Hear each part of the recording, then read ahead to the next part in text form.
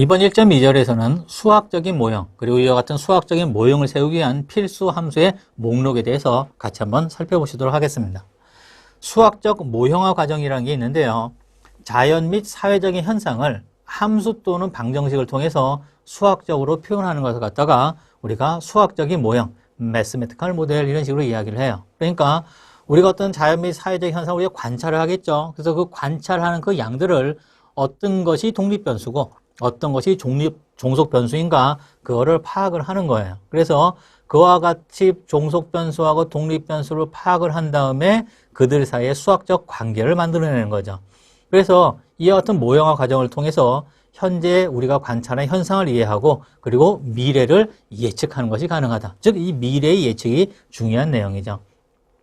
그럼 이와 같은 수학적 모형화 과정은 어떤 과정을 따르는가? 그 과정을 같이 한번 살펴보도록 할까요? 자, 어떤 실제 문제가 있습니다. 그러면은 우리가 어떤 실제 문제에 봉착을 하게 되면은 우리가 관찰하는 양을 이제 변수로 만드는 거죠. 어떤 게 독립변수고 어떤 게 종속변수인가. 그래서 그 사이의 관계를 수학적인 관계를 이제 공식을 만드는 거예요. 그래서 공식을 만들어서 수학적 모형을 세우면은 걔를 갖다가 우리가 푸는 거죠. 그래서 관찰량과 예측량을 갖다가 우리가 수학적으로 풀어내는 거예요. 그래서 어떤 수학적인 결론을 얻는 거죠. 그래서 그 수학적인 결론을 통해서 우리가 얘네들의 해석을 해가지고 어떤 예측을 하는 겁니다. 그래서 그 예측하는 것이 정말 맞아떨어지는가? 그걸 우리가 살펴보는 거죠. 이와 같은 수학적 결론을 통해서 어떤 새로운 통찰도 우리가 얻어낼 수가 있어요.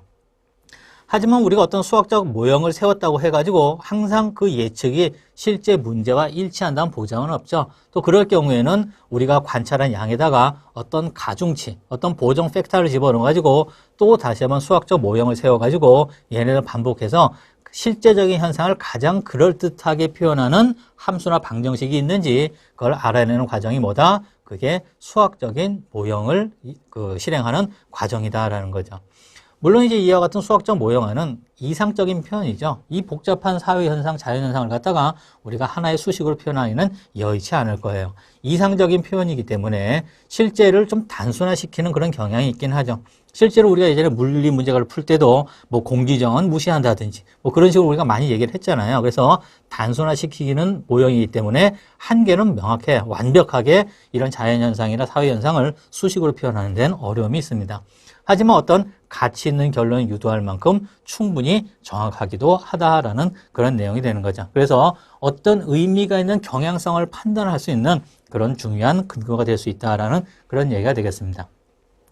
그럼 이와 같은 이제 수학적인 모형을 우리가 만들 때 여러 가지 이제 함수를 도입하게 될 텐데 그와 같은 다양한 함수에 대해서 간단히 살펴보도록 할게요. 자, 그리고 첫 번째로 선형함수입니다. 선형함수라는 것은 그야말로 리니어하게 그냥 비례하는 그와 같은 함수가 되는 거죠.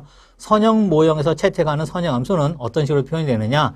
y는 fx, 얘는 mx 플러스 b라는 이런 1차 직선의 형태로 표현이 됩니다. 요 m은 이제 기울기가 되는 거고 요 b가 y의 절편이 되는 거죠. 일정한 비율로 증가하는 특징이 있다라는 그런 내용이 되는 거죠. 그럼 이와 같은 선형함수를 이용하는 간단한 예제를 살펴보도록 할까요? 예제 1.2.1을 보도록 하죠. 건조한 공기는 위로 올라갈수록 팽창하고 차가워진다고 하네요.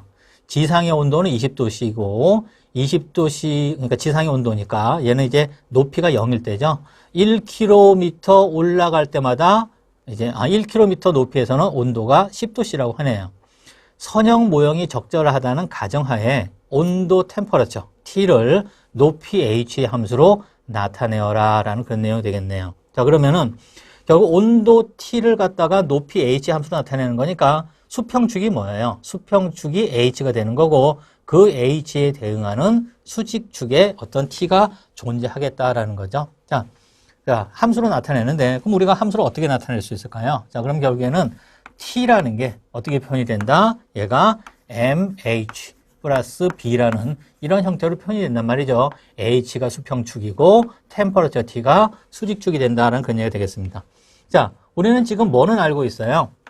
지금 Y절편은 우리가 알고 있네요. 왜냐면은 H가 0일 때, 즉 H가 0일 때는 얼마예요? H가 0일 때 지금 여기서 조건에서 주어진 게 20도씨라고 했단 말이죠. 그러면은 T, M0 플러스 B인데 이게 지금 얼마가 되고 있다? 20이 되고